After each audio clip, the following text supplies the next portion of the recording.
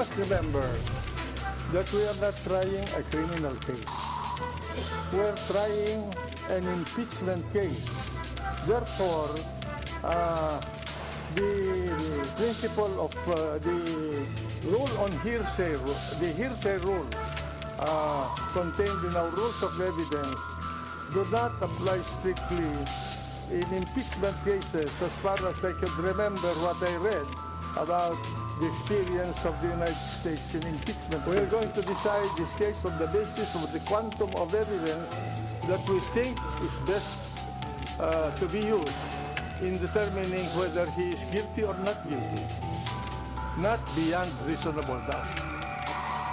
Because this is not a criminal case. It is akin to a criminal case, but not a criminal case.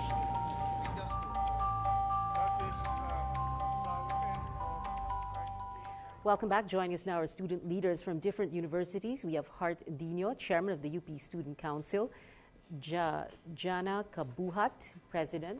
Is that correct? Janine Noblezada, vice president external of the De La Salle University Student Council, and Joseph De Jesus, senior editor of the Ateneo Law Journal. Each of the student panelists will be given a chance to ask questions of our guest analysts, Dean Valdez and Attorney Desierto, and SWS Deputy Manager Jay Sandoval and Vergel Santos of the CMFR. So we begin with you, Hart. Hi, good Yeah, go ahead. Good afternoon. So I have two questions. Mm-hmm. The first question is, I think the defense team is open to disclosing the SALN of Chief Justice Corona with the permission of the members of the Supreme Court. My question is, what is the likelihood that the Supreme Court will allow Chief Justice Corona to disclose his SALN? And the second is, how will this impeachment trial affect the 2013 senatorial elections? And your first question is for who? Anyone. Anyone. Dante, parang you're about to answer. Well, I was going to say I was going to defer to Dean Valdez. Well, the justices, any of the justices can voluntarily disclose the SALN. It's not a group of people in omerta situation. What is that? Conspiracy of silence, for example. They are not in that kind of situation. So, the justice, if he says that I want to disclose my SALN, the Supreme Court cannot prevent it. Not anybody. It's not. In fact, it's not an impeachable offense. And the Supreme Court cannot impeach their own member. So I think, as I said, consistent with principle of transparency and accountability, they have to do their it's a public duty to disclose their SALN. And Hart's second question, I think Vergel Santos can answer that. It's not at all unimaginable that the Supreme Court will keep whatever secrets it wants to keep. I mean, we have seen that before. In fact, you would see that plagiarism itself, as we know it to be a crime, ceased to be a crime in the eyes of the Supreme Court. I mean, so whatever the Supreme Court wishes to do, it will do. And because it is the highest court, very possibly, legally, there will be nothing that we can do about it, except by the action of a sovereign people. What do you say? They're answerable to no one? Oh, they're answerable to us. They're answerable to us. Which answers the same question in the case of the second question, in the case of the impeachment court itself. As I've said, the impeachment court is a court of political animals. Some of them have their own ambitions. They have ambitions for their own sons, and therefore they will have to look. They will have to look at the polls and see and measure, feel the heat and direction of popular sentiment, because they stand their own careers, their own legacies, their own the careers of their own heirs will probably be resting on whether they go along with that sentiment or not. So that's how it is. Okay, let's get a question of Janine. Hello, good afternoon.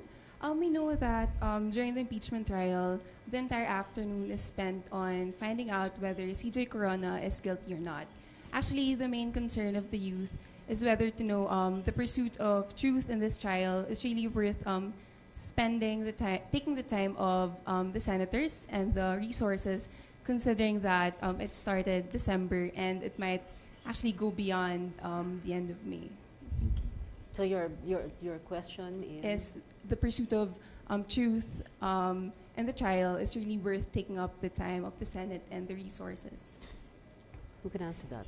I don't think the benefit coming from this would be measured in terms of cents or time. I think this is an evolution of the cultural orientation of people in terms of how we perceive our government officials, their responsibility, their accountability. I think this is what is lacking as far as the country is concerned, because if our government officials are responsible enough, responsible in the sense that it's not just the being able to perform their duty, but fear that they are violating their oath, it will go a long way in terms of governance, in terms of people paying their taxes, because the public officials are faithful to their oath. So you cannot translate it in terms of how much time is spent, but you translate it in terms of the change in the attitude of the people as well as the public officials. All right, Joseph? Good afternoon. If it won't take so much of your time, I actually have two questions, but you can choose to answer only one. My first question is, at the end of the day, it all comes down to whether or not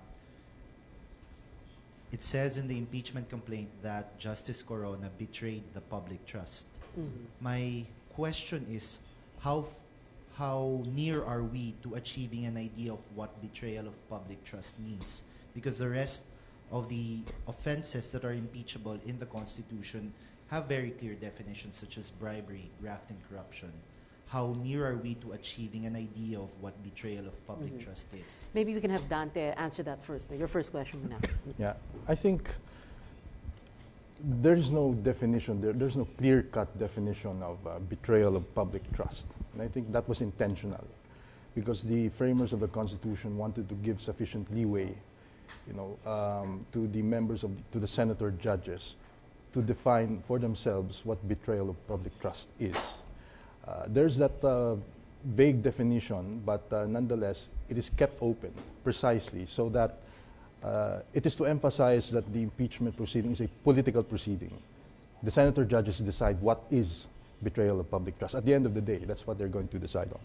Okay, and one more brief question from you, Joseph. Recently in the interviews, Chief Justice Corona has said that the Ombudsman has no jurisdiction over him.